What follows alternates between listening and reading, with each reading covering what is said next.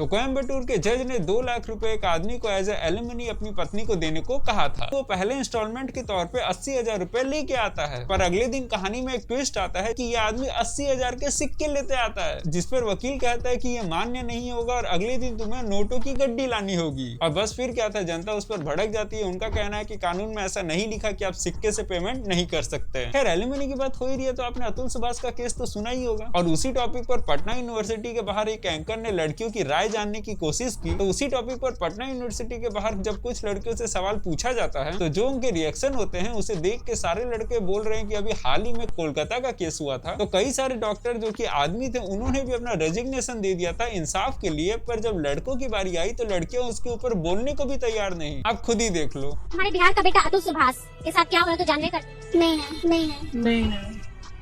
Social media तो चलाती हूँ। हमारे बिहार का, अरे भाई, बेटों के साथ जो होता है उसमें लड़कियां नहीं बोलेंगे तो फिर लड़के भी आपके लिए नहीं बोलेंगे। अच्छा, अतुल सुभाष के बारे में जानती हैं? नहीं ना? बहुत बढ़िया। ऐसा नहीं होना चाहिए। पटना में किसी लड़की भाग क्यों रही है भाई?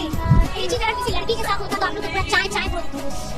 चिल्ला के लड़कियों के साथ ऐसा हो रहा है, बट लड़की के साथ हो रहा है। तो अगली अपडेट से पहले मैं बता दूं कि हम लोग 70 सब्सक्राइबर के बहुत ही करीब है, तो हमें सब्सक्राइब कर लें। तो हाल ही में राजवीर सिसोदिया की गाड़ी को एक पिकअप ठोक देता है और जहां उसे रुक के माफी मांगनी चाहिए तो वहां उल्टा वो गाड़ी भगाने लगता है और उसी चक्कर में 2 और को ठोक देता है। और बस फिर क्या था, राजवीर ने अपने प्रोटीन की ताकत दिखाई और कैमरा के सामने ही उसे जड़ दिया। हालांकि सुनने में तो ये ठीक लग रहा है, पर कानून के हिसाब से अगर आपके साथ कुछ भी गलत होता है तो आपको सीधा पुलिस को कंप्लेंट करना होता है, ये नहीं कि आप बीच रास्ते में उसको कूटने लगे। और जैसे ये वीडियो वायरल होती है पुलिस उन्हें उठा के ले जाती है। लेकिन ये कानून केवल मर्दों तक सीमित है, क्योंकि आज ही के दिन एक औरत ने भी 25 थप्पड़ इस आदमी को मारे हैं और उसकी गलती ये थी कि वो शराब पी के बस के अंदर चला जाता है। हालांकि मैं ये नहीं कह रहा कि उस आदमी ने गलत किया, पर हाथ उठाने की इजाजत तो कानून औरतों को भी नहीं देता। वाह रे हिपोक्रेसी। खैर, तो सोशल मीडिया की पावर इस समय इतनी ज्यादा बढ़ गई है कि निर्मला ताई को भी उसके सामने झुकना पड़ा। दरअसल आपने सुन ही लिया होगा कि 4 करोड़ का टैक्स जो गुकेश को देना था उसे निर्मला ताई ने माफ कर दिया। लेकिन जनता इस पर सवाल उठा रही है। उनका कहना है कि गुकेश के लिए स्पेशली करना ठीक नहीं होगा, बल्कि आपको इसके पीछे एक नियम बना देना चाहिए कि जो भी प्लेयर इंडिया के बाहर कोई भी टूर्नामेंट जीते और जितना भी उसे प्राइज मनी मिले वो पूरा का पूरा टैक्स फ्री होना चाहिए। और हाँ, अगर आपको किसी को हटाना भी है तो आप केवल क्रिकेट को हटा सकते हैं, क्योंकि बीसीसीआई काम भर अपने प्लेयर्स को पैसा दे देती है, पर बाकी खेलों में इतना पैसा नहीं मिलता, जिस वजह से कई बार हमने देखा है कि बड़े बड़े मेडल जीतने के बाद भी कोई रिक्शा चला रहा है तो कोई सब्जी बेच रहा है तो कोई लेबर का काम कर रहा है। तो इसी पर आपकी क्या राय है, कमेंट्स में बताइए। तो जो भी रैपर बनना चाहता है उसके लिए बहुत ही अच्छी अपडेट है एमीवे बंटाई से। तो हाल ही में वो अपना रैप बैटल निकालने वाला है जिसका नाम है सीधा टेक ओवर। तो उसके लिए क्या एलिजिबिलिटी क्राइटेरिया है आप खुद ही सुन लो। इंट्रोडक्शन वीडियो बनाओ कि हु आर यू, तुम कौन हो